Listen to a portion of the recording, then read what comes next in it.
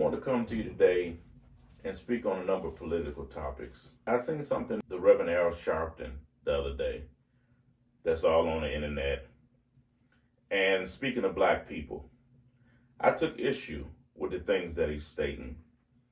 And he went on within the clip to state something about Trump feeling that black people are supporting him because he have a mug shot. The insult of saying that black voters would in some way be enticed to support him because he had a mugshot, like all of us are criminals, or to say that because he has 4 indictments.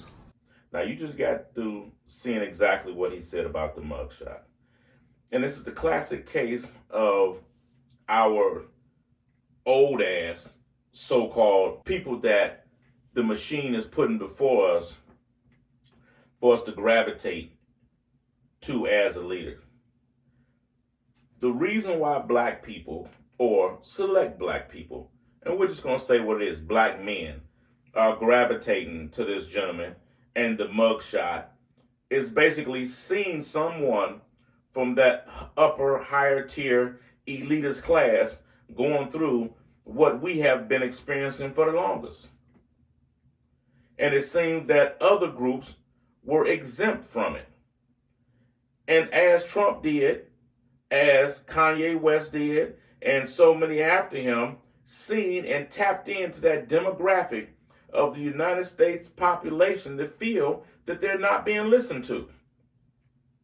So that's the whole point in people looking at Trump and looking at what Trump did with the First Step Act that's letting a lot of people out of prisons and seeing that Trump has constantly been prosecuted. But no, the charlatan Al Sharpton didn't stop there. He moved on to state something about what Fox News said about the gym shoe thing. One of his supporters got on Fox News saying, blacks love him because of the sneakers. Now you see that Fox News, little misinformed, out of touch with the actual black or people of color community. They got it misconstrued about sneakers because sneakerheads are in different demographic, races, and so on. So that don't just apply to people of color. But he decided to grab that and use that as an example to support his point, showing how out of touch he is at almost 70 or 80 years old. But this is the one that really got up under my craw, as the old folks would say. This part right here. Around him trying to rob votings when we had to fight. People were bloodied, beaten, and killed to get us the right to vote. And you see, the charlatan Al Sharpton is speaking about the voting and the voting rights, and people died for the right to vote. It really upsets me when these so-called leaders that have been given to us always want to bring up that people died. People sacrifice this or that for the right to vote. The problem you got with it, nigga, is you got a problem with me voting the way I want to vote. You trying to act like somebody owe you and those other charlatans to vote how you want a motherfucker to vote. And those blacks that are standing there with him, have you no shame? Because that's how you get your check, nigga. You ain't nothing but a grifter. That's all you are. You out there hustling. Now you on MSNBC. You're hustling on there. As soon as black folks stop listening to you, you don't get a check no more. And then you jump on and say, have you no shame? What nigga you know talking like that? Who are you talking to? Have you no shame?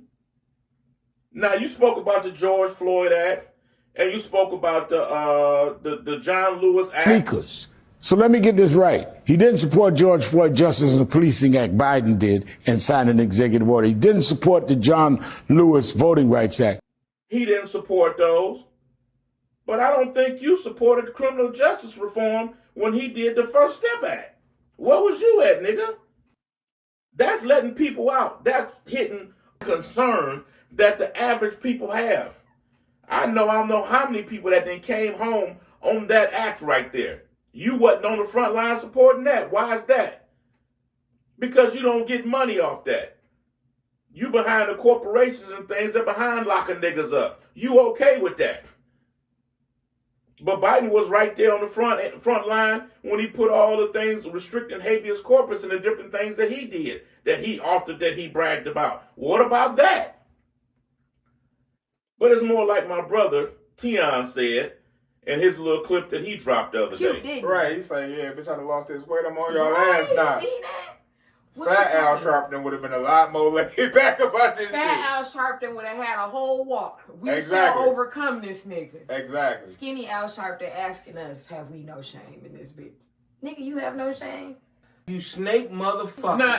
Wasn't you the same one that, what will Monique say? You was gonna rally behind that good black sister.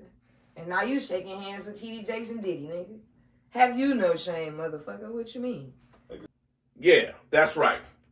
I like the fat Al Sharpton more than the skinny Al Sharpton. Because the fat Al Sharpton, it was obvious that he was hustling and he wasn't all cranky and old and grouchy like you are, where it's so obvious what you're doing right now. But let's get to the real issue. The real issue is all you motherfuckers are paid informants. That's what you are. All of you civil rights leaders, unfortunately, the churches as well, because ain't none of y'all did nothing for the black community but hustle up off of us. But my man Charleston White gonna get you straight right here. Situation come up where Al Sharpton.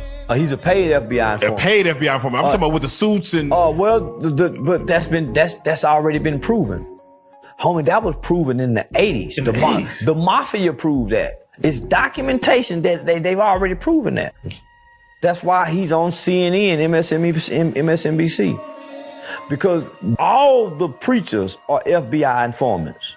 I was planning inside the place to get Malcolm. All of our preachers are FBI informants, homie. Bed with the state by way of 501c3, tax exempt status. So that means the federal government gives churches and church leaders and preachers a tax exempt status on all that luxury money and wealth that they get, and they never go to jail. Nigga, all preachers are FBI agents. They ain't working with the people. Why do you think the politicians? That's right. Most people don't know. All of your churches are 501c3. I believe that's what it is. That's what they have to file in order to become a church. The first three businesses that were established, because corporations did not exist prior to 1870. And these were LLCs. The first three that were created were universities, churches, and the N of court. N-I-N-N of court. If you look up the N of court, you would know that's where your bar association came from that created your attorneys. Those were the first three that were created. But no, we're not going to stop here. We're going to let Charleston White tell you a little bit more. Thank the politicians. When it's time to talk to the people, they stop at the church. They don't go to community centers. Why do you think every police shooting, the chief of police, the mayor, the city manager, who they standing with to tell us about something? The preacher. It ain't no community leader. The preachers are the new COINTELPRO FBI informants. They get to come to the jail and talk to us. They get free reign to come into the... Yeah, that's right. They don't come to the black community to talk to us. They go to your civil rights, so-called civil rights leaders, and they go to your churches, and they go talk to them, and they look for us to go to the churches and get hoodwinked by them crooked-ass motherfuckers up in there. Folks, pay attention to what's going on, and stop listening to grifters, voting hustlers like Al Sharpton. They're in the way. This is a new era, and they need to be informed of it. Hey, it's the Passion of my homeboy Big T. Right now, we at about just over 500 subscribers. Help us run that number up and get to 750. Like, comment, and subscribe. Thank you.